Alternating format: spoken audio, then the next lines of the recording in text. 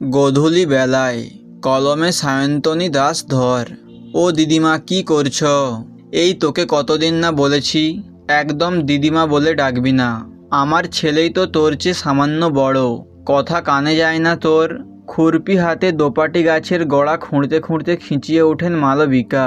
আচ্ছা আচ্ছা, রাগ করো না। তবে তোমার যত্নে দোপাটি গাছে কেমন ফুল ধরেছে মানতেই হবে। গাঁদা গাছেও তো অনেক ফুল ধরেছে। ওগুলো কি ফুলের গাছ গো? ওগুলোর নাম জানিস না? ওগুলো হলো পিটুনিয়া। তা এসব জানবি কি করে? কখনো ফুল গাছ লাগিয়েছিস? নিজের হাতে ওদের সার জল দিয়েছিস? ওদের পাতায় আলতো ছোঁয়া দিয়ে বলেছিস যে ওদের পাশে আছিস তুই? মালবিকার মন অতীতে পাড়ি দেয়। নিজের বাড়ির ছোট্ট বাগানটায় কত রকমের যে ফুল গাছ লাগিয়েছিলেন তিনি। কর্তা চলে যাওয়ার পর সব ছেড়ে ছুড়ে এখানে চলে আসতে হলো। যাক গে, এখানে এখন তিনি বাগানের দায়িত্ব নিজের কাঁধে তুলে নিয়েছেন। কি যে সব বলো না তুমি দিদিমা। যাই, অনেক কাজ পড়ে আছে আমার। তোমার মতো ফুলের গায়ে হাত বোলালে আমার চলবে? আবার আবার তুই দিদিমা বলছিস? দাঁড়া, এবার সঞ্জীবনের কাছে তোর নামে নালিশ করতে হবে। ভুল হয়ে গিয়েছে, আর বলবো না, ক্ষমা করে দাও বলেই হাঁটা দেয় মালতী। যেতে যেতে সে মুখ টিপে হাসে। এভাবে খুনসুটি করেই সে এখানকার মানুষগুলোকে চাঙ্গা রাখতে চেষ্টা করে, আর নিজেকেও। গোধূলি শহরের শেষ প্রান্তে টুলুং নদীর ধারে অবস্থিত এই বৃদ্ধাশ্রম। গোধূলির মালিক ডক্টর সঞ্জীবন সিংহ রায়, অবিবাহিত, বয়স 40-এর আশেপাশে। তার চেহারার বর্ণনা করতে গেলে একটাই উপমা আসে, টল, ডার্ক অ্যান্ড হ্যান্ডসাম। তিনি গোধূলির একটি ঘরেই থাকেন। নিজে বৃদ্ধাশ্রমের আবাসিকদের শারীরিক ও মানসিক দিকের খেয়াল রাখেন। তাকে সাহায্য করার জন্য বেশ কয়েকজন দুস্থ ছেলেমেয়েকে তিনি চাকরি দিয়েছেন। তারা সকলে গোধূলিতেই থাকে। মালতী তাদেরই একজন। রোজ দিনে স্বামীর মার আর রাতে স্বামীর সোহাগী অত্যাচারের হাত থেকে মুক্তি পেয়েছে সে গোধূলিতে এসে। এই মালতী, তাড়াতাড়ি যা। অনুরাধা দিদিমা কখন থেকে তোর খোঁজ করছে। সমর মাছ কাটতে কাটতে বলে ওঠে। হ্যাঁ হ্যাঁ, ওনাকে আরেক কাপ কড়া করে চা দিতে বলেছিলেন। ওদিকে আবার সন্ধ্যা দিদি নস্যির আবদার করেছেন, সেই আনতেই তো বেরিয়েছিলাম। মালতী শেষের কথাগুলো চাপা গলায় বলে, তুই ডাক্তারবাবুর কাছে ঝাড় খাবি, উনি বারণ করেছেন না? সমরের কথায় মালতী কাঁচুমাচু মুখে বলে, কি করব বলো তো? সন্ধ্যা দিদা এত মিষ্টি করে আবদার করে, না দিয়ে পারি না যে। এমন সময় অনুরাধার ডাক শোনা যায়। আরে ও মালতী, বলি এক কাপ চা দিতে কি বুড়ি হয়ে গেলি? যাচ্ছি যাচ্ছি দিদিমা, 5 মিনিট। মালতী রান্নাঘরে দৌড়ায়। ওদিকে শিখা ও রঞ্জাবতীর ঘরে রুটিন চেক আপ করতে এসেছেন ডক্টর সঞ্জীবন সিংহ রায়। অভ্যস্ত হাতে রক্তচাপ মাপতে মাপতে জিজ্ঞেস করেন তিনি, আজ কেমন আছেন শিখা মাসিমা? ডাক্তার, বাতের ব্যথাটা বড্ড জ্বালাচ্ছে। বিকেলে একটু বাগানে হাঁটতে বেরোই, সেটাও কাল যেতে পারিনি, বেজার মুখে বলেন শিখা। আমি মালতীকে দিয়ে একটা বিশেষ তেল পাঠিয়ে দিচ্ছি, ও মালিশ করে দেবে। সঞ্জীবনের কথায় রেগে যান শিখা। অন্যদের অর্ডার পালন করে আমার কাছে আসার ফুরসত পেলে তবে তো মালিশ করবে। সে কি, মালতী সকলের জন্য কাজ করবে, অন্যদের কাজ করবে, আর আপনার কাজ করবে না? দাঁড়ান, ওকে শাস্তি দিতে হবে। কাজ থেকেই ছাড়িয়ে দেব ভাবছি। না না ডাক্তার, তুমি আবার একটুতেই বড্ড রেগে যাচ্ছ। ওকে একটু ধমক দিও, তাহলেই হবে। মেয়েটা বড় অভাগী। বেশ, আপনি যখন বলছেন রেখেই দিই তাহলে। হ্যাঁ হ্যাঁ, মেয়েটা এমনিতে তো ভালোই। পিছন ফিরে মুখ টিপে হাসেন রঞ্জাবতী। রঞ্জাবতী মাসিমা, কেমন আছেন আজ? সঞ্জীবন জিজ্ঞেস করেন। খুব ভালো আছি। এই বয়সে সকালে ঘুম থেকে উঠে যখন দেখি হাঁটতে পারছি, খেতে পারছি, নিঃশ্বাস প্রশ্বাস স্বাভাবিক, এর চেয়ে আর বেশি কি চাইতে পারি? স্মিত হেসে রঞ্জাবতী বলেন, বেশ ভালো একটা কথা বললেন তো, মনটা ভরে গেল। নির্মল হাসিতে ভরে যায় সঞ্জীবনের মুখ। বিড়বিড় করেন শিখা। সবসময় একটা ইন্টেলেকচুয়াল ভাব, বেশি শিক্ষিত হয়ে যেন গর্বে মাটিতে পা পড়ে না। ও শিখাদি, কিছু বললে নাকি? রঞ্জাবতী জিজ্ঞেস করেন। না গো, তোমাকে কিছু বলিনি। বলছি আমার কপালকে। দুখানা ছেলে আমার, কারোর কাছে আমার জায়গা হলো না, আসতে হলো শেষে বৃদ্ধাশ্রমে। আর তুমি, ছেলে তোমাকে নিয়ে যেতে চাই নিজের কাছে, তুমি ছেলেকে ছেড়ে নাতিকে ছেড়ে চলে এলে এখানে। মাথা খারাপ না হলে এমন কেউ করে? রঞ্জাবতী চুপ করে যান। এ তার বড় ব্যক্তিগত বিষয়, বারবার আলোচনা করতে তার ভালো লাগে না। সঞ্জীবন অপ্রস্তুত হন।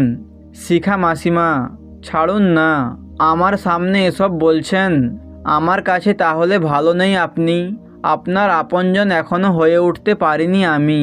দেখো কাণ্ড, আমি আবার সে কথা কখন বললাম? আমার ছেলের জায়গা তো তুমিই নিয়েছো বাবা, ভালো থেকো তুমি। বলতে বলতে শিখা ঘরের এক কোণে তার সাজানো ঠাকুরের আসনের দিকে এগিয়ে যান।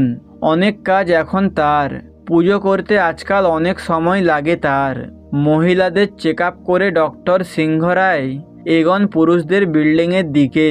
ডক্টর সিংহরায়, দেখো তো, আমার প্রেশারটা মনে হয় ওঠানামা করছে। সকালের দিকে দুর্বল লাগছে, সন্ধ্যের পর অস্থির লাগছে। বিজন চিন্তিত মুখে বলেন, আমি দেখে নিচ্ছি, রোজই তো চেক করছি, কিছু তো অস্বাভাবিক থাকে না। এই তো, ঠিকই তো আছে। সঞ্জীবন বলেন, ওসব কিছুই নয়, ওর বাতিক। সেই ছোটবেলা থেকে দেখছি ওকে, বুড়ো হয়ে অসুখ অসুখ বাই হয়েছে ওর। বিজনের রুম পার্টনার সুনীল বলেন, বুড়ো তো তুই, সারাক্ষণ খক খক করে কেসেই চলেছে। ডক্টর, ওকে একটু ভালো করে দেখো। ওরা দুজন ছোটবেলার বন্ধু, অবিবাহিত। বয়স হওয়ার পর দুজনে একসাথে চলে এসেছেন গোধূলিতে। সারাক্ষণ দুজনের খুনসুটি লেগেই থাকে। বিকেলে মালতী হেমলতার চুল বেঁধে দিচ্ছিল। দিদা, এখনো তোমার চুলে কত গোছ, এ আবার কি দেখলি? তোদের মতো বয়সে এক একটা বিনুনি মোষের সিংয়ের মতো মোটা হতো। উনি তো ওই চুল দেখেই আমাকে পছন্দ করেছিলেন। আমার মেয়ের মাথায়ও আমার মতো অনেক চুল। বৌমার চুল তো পাতলা, ছোট করে কেটে মেমসাহেব হয়ে ঘুরে বেড়ায়। ছেলের অফিসের পার্টিতে নাকি ওটাই স্টাইল। কে জানে বাবা, অত বড় বাড়িতে আমার ঘরটাই ওদের খুব প্রয়োজন হয়ে পড়ল পার্টি করার জন্য। ছেলে মুখ ফুটে বলতেই রাজি হয়ে গেলাম এখানে আসতে। ভালোই হয়েছে বুঝলি মালতী, বাড়িতে তো কথা বলার লোকই ছিল না, একা একাই থাকতাম। এখানে এসে কত সমবয়সী মানুষকে পেয়েছি, একসাথে খেতে বসি, গল্প করি, অনুষ্ঠানে যোগদান করি, বেড়াতে যাই। এই বেশ ভালোই আছি। একদম ঠিক বলেছ দিদা। তা সমরের সঙ্গে বিয়ে কবে হচ্ছে তোর? লজ্জা পায় মালতী। দাঁড়াও, ও তো এখনই বিয়ে করতে চায়। আমি বলেছি আর একটু টাকা পয়সা জমিয়ে নিই, তারপর বিয়ে করে তো অন্য জায়গায় চলে যাবি। না না দিদা, তোমাদের ছেড়ে অন্য কোথাও গিয়ে আমরা থাকতেই পারবো না। ডাক্তারবাবু নিশ্চয়ই রাজি হবেন। আমরা বিয়ের পর এখানেই থাকবো, তোমাদের সবার সঙ্গে। হেমলতার মুখে অনাবিল হাসি ফুটে ওঠে। তোরা খুব সুখী হবি মা। গোধূলির বেশিরভাগ আবাসিক এখন বাগানে নদীর ধারে বেড়াচ্ছেন। নদীর ধারে একটা শিমুল গাছের নিচে বেদিতে বসে গল্প করছেন রঞ্জাবতী ও শশাঙ্ক শেখর। যেদিন বুঝতে পেরেছিলাম ছেলে বৌমার ব্যক্তিগত পরিসরে ঢুকে পড়ছি, সচেতন হয়ে গিয়েছিলাম। সমবয়সীদের সঙ্গে থাকতে পারবো, মেলামেশা করব, নিজের আলাদা একটা জগৎ থাকবে। সর্বোপরি শাশুড়ি বৌমার কুটকাচালি এড়ানোর ভাবনাতেই গোধূলিতে আসা। এখন ছেলে বৌমার সঙ্গে এই যে মধুর সম্পর্ক, সবই তো এখানে আসার সিদ্ধান্তের ফল, বলেন রঞ্জাবতী। আমার তো ওই এক মেয়ে, বিয়ের পর বিদেশে থাকে। এতদিন ঠিকই চলছিল, গিন্নি চলে যাওয়ার পরেই মেয়ে জোর জবরদস্তি শুরু করলো আমাকে নিয়ে যাওয়ার জন্য। কিন্তু নিজের জায়গা ছেড়ে সম্পূর্ণ নতুন একটা জায়গায় এই বয়সে আর মানিয়ে নিতে পারবো না, যে সম্পর্কে আমার নিজেরই সন্দেহ ছিল। তাই চলে এলাম গোধূলিতে। মেয়েও নিশ্চিন্ত, আর আমিও সকলের সাথে বেশ ভালো আছি। অবশ্য আপনার মতন একজন বিশেষ বন্ধু এই বয়সে প্রাপ্তি জীবনের সুদ বই কি। শশাঙ্ক শেখরের কথায় রঞ্জাবতীর প্রাচীন গালে হয়তো একটু লাল আভা। কুঞ্চিত চর্মের হাত দুখানি বেদিতে পাশাপাশি রাখা থাকে। এ জীবনে হয়তো তারা একে অপরকে ছুঁতে পারবে না, কিন্তু ভরসা থাকবে একে অপরের জন্য। সেদিন প্রায় চুলোচুলি লেগে গেল মহিলাদের বিল্ডিংয়ের 12 নম্বর ঘরের দুই আবাসিকের মধ্যে। প্রায়ই লাগে, কিন্তু সেদিন একটু বেশি। কতদিন তোমাকে বলবো, ভিজে গামছা ওখানে মিলবে না।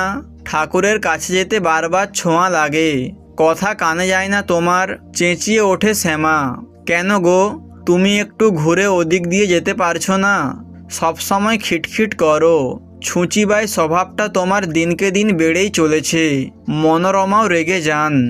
এক কথা দুই কথা থেকে তর্ক বিতর্ক বেশ বেড়ে যায়। অন্যরা তাদের থামাতে চেষ্টা করলেও তা কাজে আসে না। হার্টের রোগী মনোরমা উত্তেজিত হয়ে হঠাৎ অজ্ঞান হয়ে যায়। খবর পেয়ে ছুটে আসেন সঞ্জীবন। তড়িঘড়ি করে মনোরমাকে হাসপাতালে ভর্তি করা হয়। জমে মানুষে টানাটানি চলে। এ কদিন শ্যামা কিচ্ছুটি মুখে তুলতে চাননি। ঠাঁয়ে বসে থেকেছেন ঠাকুরের সামনে। অবশেষে তার ঠাকুর তার ডাকে সাড়া দিলেন। বেশ কিছুদিন পরে সুস্থ হয়ে গোধূলিতে ফিরে এলেন মনোরমা। শ্যামা যেন ততদিনে অন্য মানুষ।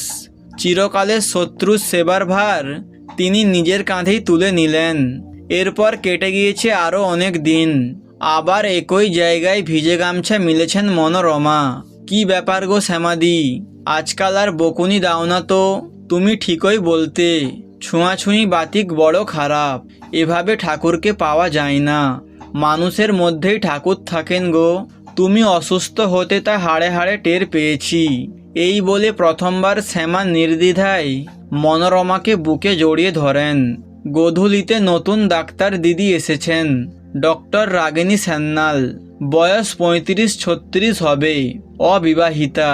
ভীষণ মিশুকে হাসি খুশি এই ডাক্তার দিদিকে সকলেরই খুব পছন্দ হয়ে গিয়েছে। যত দিন যায় সকলের মনের মধ্যেই এক গোপন আশা দানা বাঁধতে থাকে। দুই ডাক্তারের জড়ি হলো।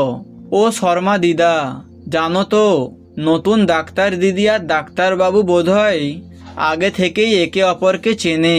চা দিতে গিয়েছিলাম, আমাকে দেখেই ওরা চুপ করে গেল। মালতী খবর দেয়, তাই নাকি রে? যদি ওদের মধ্যে কোনো সম্পর্ক থাকে তাহলে কি যে ভালো হয়। খুশিতে আটখানা হন শর্মা। শর্মার কাছ থেকে আরও অনেকের কাছেই এ খবর যায়। দুজনের বিয়ে হলে আমার বড় ভালো লাগবে। শ্রাদ্ধ আড্ডায় বলেন হরনাথ। সত্যিই দুজনকে মানাবেও বড় ভালো, বলেন সুখদেব। কিন্তু আমাদের ইচ্ছে কি আদৌ পূরণ হবে? সন্দেহের দোলাচলে ত্রিনাথ। মহিলাদের সান্ধ্য আড্ডায় সরগরম এই একই আলোচনায়। বয়স তো দুজনের কারোই কম হলো না। এত জটিলতার কি আছে বুঝি না বাপু। বিয়ে করে নিলেই তো পারে, আমরাও খুশি হই। হেমলতা বলেন, গোধূলিতে তো আমরা সকলে এক পরিবারের মতো। ওদের সেরকম কোনো সমস্যা থাকলে না হয় আমরাই বাবা মায়ের মতো বিয়েটা দেব। বিভাবতী বলেন। জল্পনা কল্পনা চলতে থাকে।